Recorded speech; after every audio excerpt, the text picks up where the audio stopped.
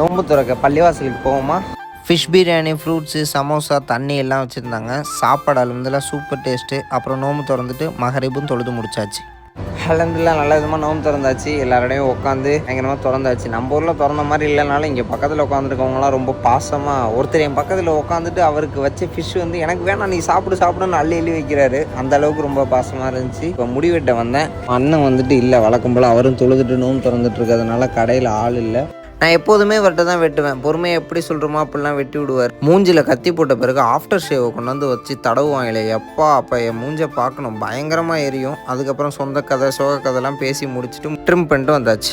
நல்லா தான் வெட்டியிருக்காரு. நம்ம மூஞ்சுக்கு நல்லா தான் இருக்குன்னு நினைக்கிறேன். இது சைடு, இது இந்த சைடு. இந்த ஊரில் வந்துட்டு ட்ரிம் பண்ணுறதுக்கு 10 திரம்ஸ் இல்லை 15 திரம்ஸ், இல்லை ஹைஃபையான ஒரு கடைக்கு போனீங்கன்னா 25 திரம்ஸ்.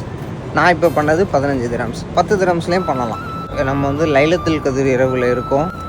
நபி ஸல்லல்லாஹு அலைஹி வஸல்லம் சொல்லியிருக்காங்க, சொர்க்கத்திலே சிறந்த சொர்க்கமான அல் ஃபிர்தோஸை கேளுங்க அல்லாட்ட அப்படின்னு சொல்லியிருக்காங்க. ஸோ அல்லாட்ட வந்துட்டு ஜன்னத்துல் ஃபிர்தோஸை கேளுங்க.